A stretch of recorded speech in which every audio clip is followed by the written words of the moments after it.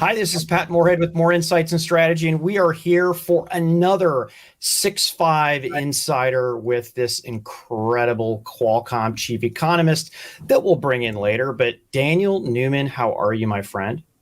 Happy to be back. Happy to be doing this remote. We've done a few of these live now. We're kind of in the rotation. I'm getting in the groove of sitting down and seeing people in the flesh, but also we still have all kinds of world events, geopolitics, macroeconomic things that are keeping us from getting back to a complete normalcy.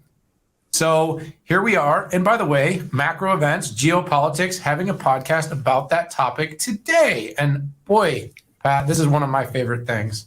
I know you always pretend to be the chief economist, but let's introduce Qualcomm's chief economist, Kirti Gupta, and who's going to be heading up a very exciting IP event in Washington, D.C. that we're going to talk about at the end of the podcast. So with this, let's introduce Kirti. Kirti, how are you? Hello, Pat and Dan. Nice to see you again. Thanks for having me. Yeah, absolutely. And, hopefully, our next event will be in person. I think I've been on the road for 4 of the last 5 weeks, which has been crazy. And now I just want to go back into my hole of my office and not move for a couple of weeks. I relate to that, but we'll see you in Washington in April 5th. We got so much of the sort of in between. We realize how productive we can be when we don't travel. And I think a lot of us sort of got into that groove. And now we get on the road and we get back to normal levels of productivity. And we all feel like we're not doing enough.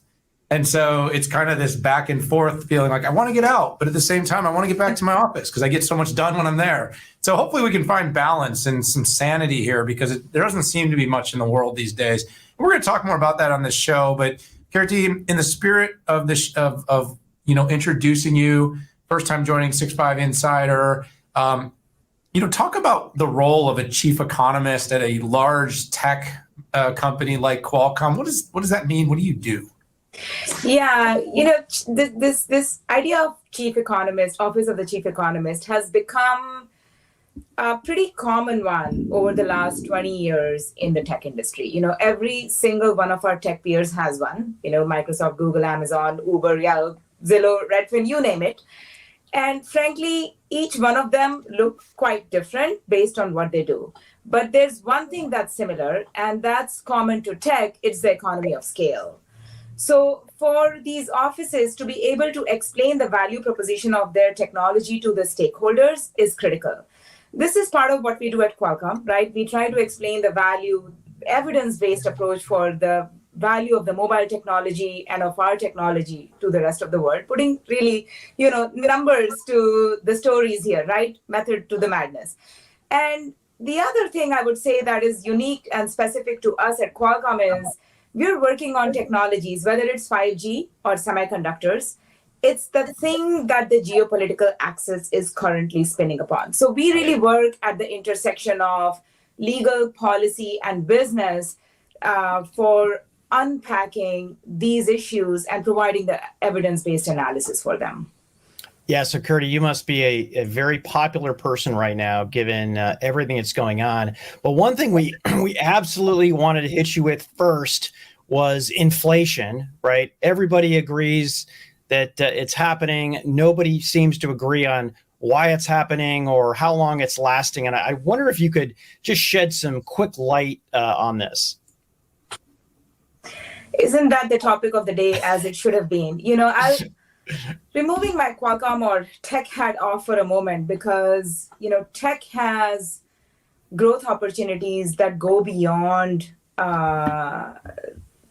the usual productivity dynamics because of scale. But frankly, personally, as an economist, and I think many of us have been concerned about inflation for a long time, and it has finally caught on. I would say that real inflation has been probably around for a while. It has just not been captured in official figures as well as now. And perhaps we are still underestimating it.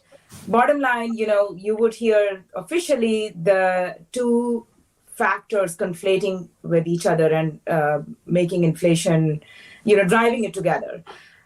One is, of course, increased supply, because when you print more money, you increase the supply of money, and it's really that straightforward. And the second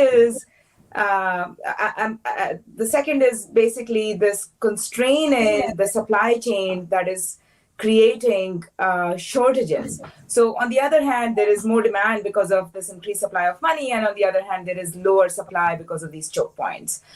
But having all that being said, I do worry about inflation not going away in the short run in 2022 and moving forward beyond that, because I think we have entered this point for a long time coming when we have printed a lot. We have had many stimulus packages, and we've had a loose fiscal policy or lower interest rates for a long time. And time will tell whether the Fed can really increase the interest rates fast enough and high enough for us to turn the clock back. Yeah, and of course, it seems like every day there's a new factor, Kirti, that's impacting inflation, right? I mean, of course, the virus and the pandemic had a big issue. It definitely spurned the supply chain. You have to wonder to some extent if we were able to more quickly alleviate the supply chain, get supply up, if you could be more balanced in terms of how many interest rate hikes are going to be required. And now we add in a macro event like a war, which is having huge inflation impacts on things that hurt everyday consumers.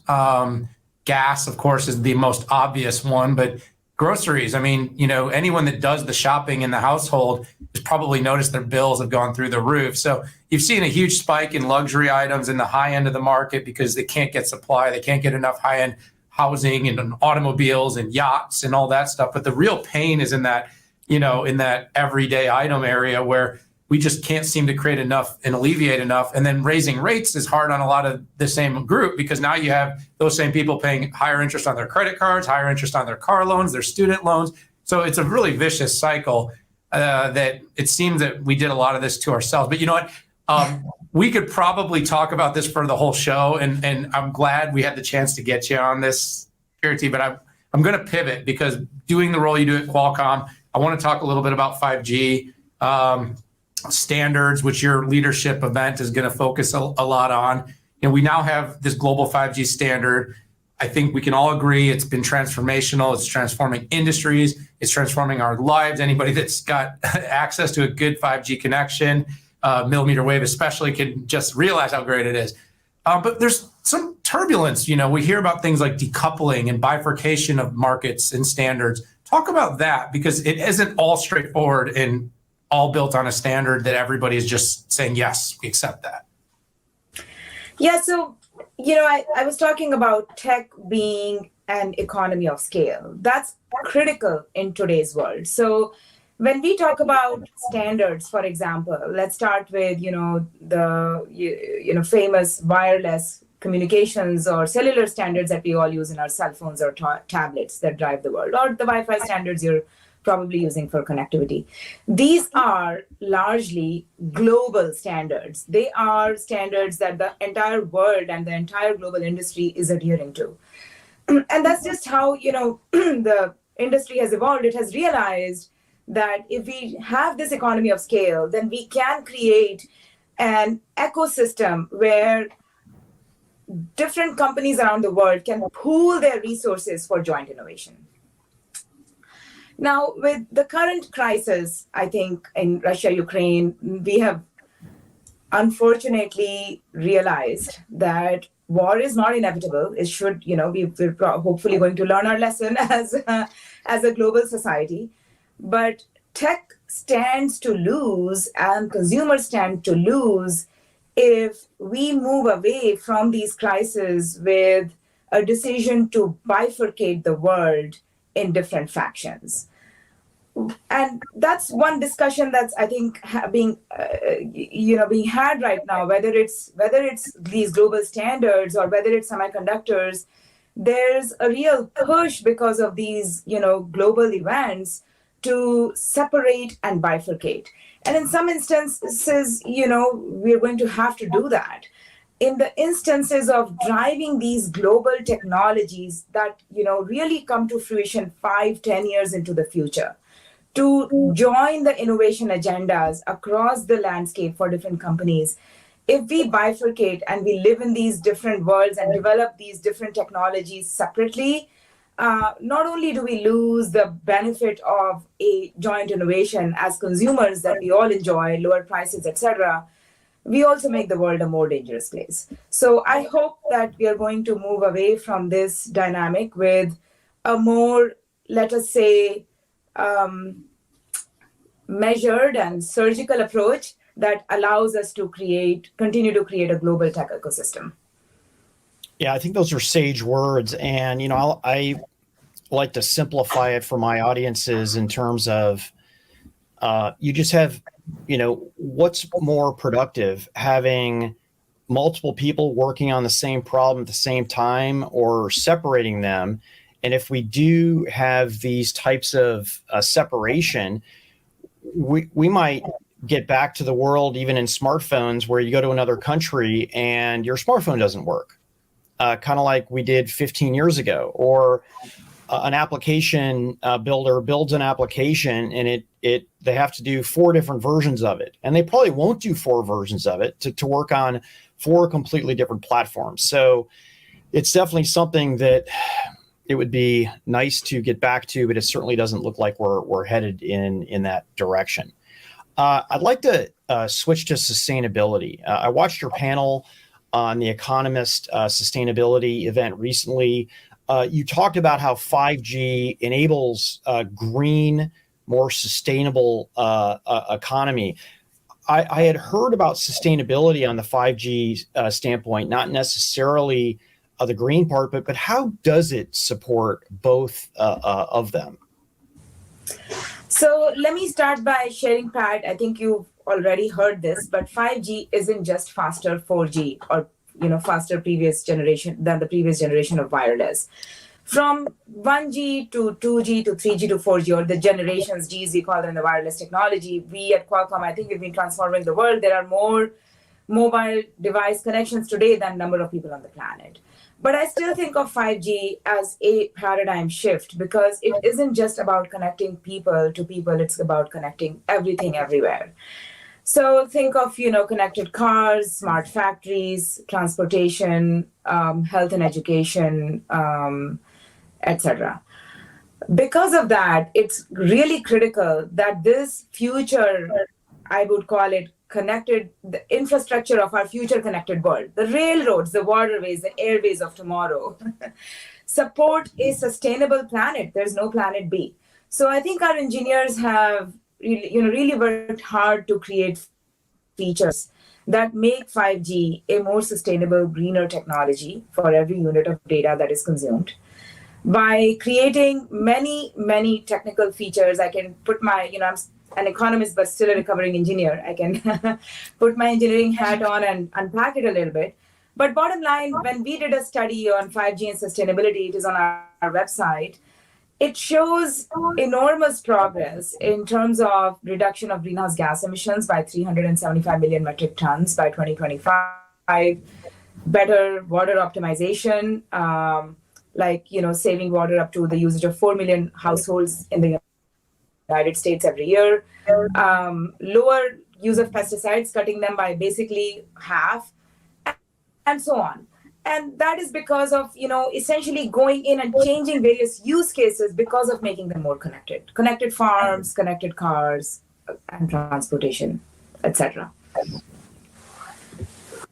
Yeah, there's certainly... So I'm excited about a technology that's not even connecting us, but is creating a sustainable future.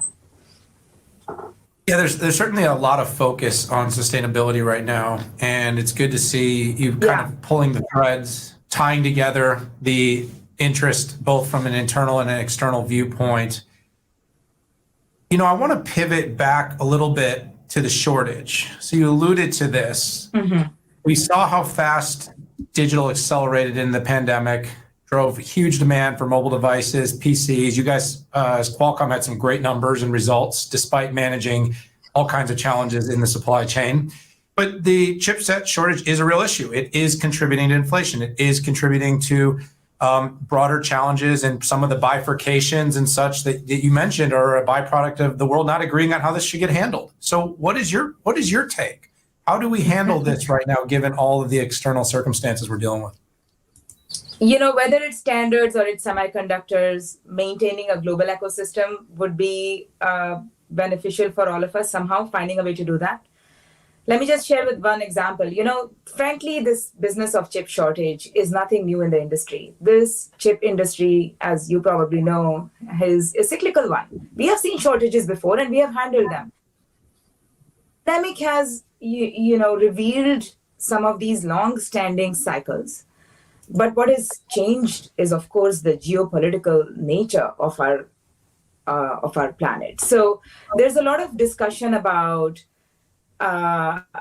resiliency in the semiconductor supply chain, and that is a good thing. Take a regular smartphone. It has over 200, different chip components in it, and they come from over 45 countries, maybe more. Now, if that weren't going to happen, we should absolutely create more resiliency. But if we were to go down a path, which I don't think we are thinking about, but I'm taking a story to an extreme point of view for the sake of illustration. Let's say that a country decides that we want to be completely self-sufficient in a semiconductor supply chain and supply all of those components within country in-house. The cost of the phone will not be $1,000, it would be $10,000. It would be much more expensive for everybody if we reach a point where we try to walk away from these very intricate global dependencies that have been created over a period of time. So again, I think the answer, whether it's standards or it's semiconductors, is to make sure that we are able to maintain a global, intricate, interdependent ecosystem, reach the economy of scale that we have created over these decades, and continue to lead in what we have led in the most: R&D, design, innovation that creates these technological shocks, which is frankly the reason there is economic growth in the world. Yeah, I'm glad you swung back to the kind of the balkanization of economies and how this relates to the chip shortage as well. I mean, your $10,000 phone is spot on, particularly depending on where it's manufactured. And we need to be very careful at the blockades that we put up, either virtually or physically. I want to shift to IP here. Daniel and I, our companies have both written a lot about intellectual property and about its proper place and the way that we think it should be looked at and regulated in order to just bring a bounty of benefits out there. You've talked of IP protection being important for what you call an innovation economy. What exactly does this mean? So, intellectual property is one of the, frankly, only tools that small companies, inventors, and startups have to be able to protect their ideas. Let me just take a step back and remember that we all live in a knowledge-based economy today, right? 30 years ago, most of the assets in a firm used to be tangible assets. 80% of them were physical or labor assets. Today, it's the exact opposite. Most of the assets for any company, for any firm, are intangible assets, ideas. And how do firms protect their ideas? Well, it depends who you are.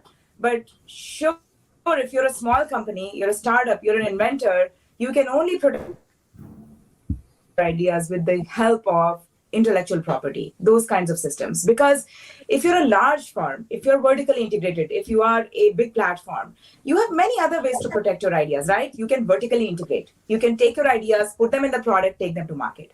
You can use adjacent markets to monetize your idea, right? You have idea in one market, you monetize it in another. You can use conglomerate effects. Small companies, inventors, they don't have these tools. They have only this, simpler tools that is provided as an institution for a reason. IP as an institution was established to incentivize people to disclose their ideas to the public and give it away for free after X number of years, in which they get exclusive rights to use that idea for their inventions. So if we take that away, I think we will find that we will not live in a world in which 1,000 flowers can bloom and innovation can occur from anywhere, from any small companies, inventors, etc. Only the big will have the privilege to innovate. Now, ask yourself, when you're living in this world and hearing the news today, do you want to live in a world where either the big vertical integrators have the privilege to innovate, or large state-owned enterprises have the privilege to innovate, because that's what they share in common, right? They share the largeness and the scale. I think that would be a poorer and less democratic world. So, IP really goes to the heart of the economic importance of driving economic growth for everyone. It's good to see, Kirti, you in this role, and obviously a company that sort of fits that very large profile, being Qualcomm, fighting to make sure that the information is democratized so people understand what's at stake here. I do think larger entities tend to get all the credit for innovation. I do think there are some challenges there that need to continue to be discussed. I believe that the fact that we actually are having a debate societally about incentivizing companies that invest in research and development decades ahead of new products being able to be brought to market, and having a punitive nature to some of them by actually supporting implementers that want to penalize the inventors and the innovators, it's heartbreaking. It's actually heartbreaking to see. And of course, as we know in this world, there's always bigger. And you guys have had those battles in the past. There's always bigger. So no matter how big you get, you need to protect the people that are driving real, meaningful innovation. And part of how you're doing this is by participating, Kirti, as the executive director at Leadership, which is a IP conference. I do believe I attended it actually the last time it was in person. A very, very interesting event, a place to learn so much more about all the things we talked about today. I'm sure it's going to be a great discussion. Here's your moment. All right, you got the big event. Tell us what's going on April 5th in DC. What's this event all about? Why should people be paying attention, tuning in, and participating in various channels to the leadership community? So I would say, Dan, that ipleadership.org, you can visit us there. Here's why you must attend it, and it's so time critical.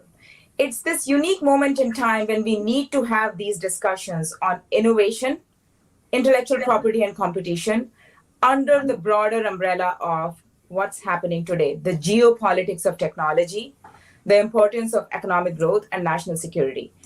This discussion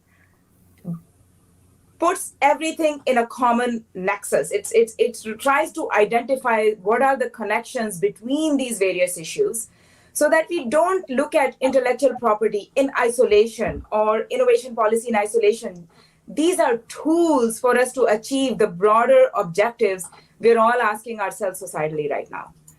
What kind of innovation do we want to see? What kind of world do we want to live in? And where is it that we must be investing today to create the right pillars for tomorrow? This is going to be the discussion. It isn't going to be just about, some intellectual property issues and some esoteric, competition policy issues. It's going to start from the broader question of what are our big objectives as society? What role does national security play? Where does it intersect with, standards and semiconductors and intellectual property, and all these issues our geopolitical axis is spinning upon. So I hope to see you there in person on April 5th after a 2-year hiatus. Glad to be back in person. And I think we have timed it in a way that people are just coming out, stepping out, and want to be interactive in person with each other. Yeah. So Kirti, I think it sounds like a great event. I'm going to double check my calendar, and if not, I will hopefully be able to catch it on video. But hey, our time has come to an end here, and I just want to thank you so much for joining us. I mean, we learned about what a chief economist at a large tech company does. We teased you a little bit up front, or you teased us a little bit with inflation. Dan pretended to be economist during the inflation part. We talked about the minuses of decoupling what right now is a global tech economy, which includes IP and not just manufacturing. We talked about sustainability, chip shortage, but last but not least, the importance of IP protection and the amazing, incredible, must-see event in Washington, D.C. in person leadership, April 5th. Be there. So just want to thank you so much. Thank you for having me. You are great hosts, and I love listening to 6-5. Thanks, Micah. There we go. And if there's something you don't like about the show, let Dan know, and let me know exactly what you like. But thanks again, and Daniel and I are going to wrap. We hope to have you on the show very, very soon, and good luck on the event. See you there. Bye-bye. And I just love it. I tell you, I grew up in a household of intellectual property lawyers. My brother is one. My dad was a GC, but it was all about IP. So I got a little bit indoctrinated, and I am the loser son or kid who didn't get a law degree. So I'm the only male in the family. There are plenty of people in the world that are probably quite pleased to not know another lawyer, Pat. And so, but all jokes aside, I'm still kind of stewing on the whole pretending to be thing. But you know what? I'll get over it. I'll get over it. We're all. This is good. That was great, though. She's brilliant. Like I said, right now, I think the world, because of the media, the access, the events that have taken place, have grown to be more curious than ever before about macroeconomics, geopolitics, and as we've seen, every time we think we get over one hurdle, there's a new one. So it is endless. And so the more aware we become as a society, the more we can use democracy to our advantage here. And of course, as we try to, bring technology to the global stage, we are seen, Patrick, and here in the U.S. as one of the leading countries, one of the leading thinkers collectively. So I'm really glad we can use this platform to share this with the world. Absolutely. I want to thank our viewers, and if you're looking for probably the best content in intellectual property, bringing experts, policymakers together for discussion and debate on issues like we talked about, check out the leadership event. We'll have some information in the show notes. So with that, have a great week, and thank you for tuning in for this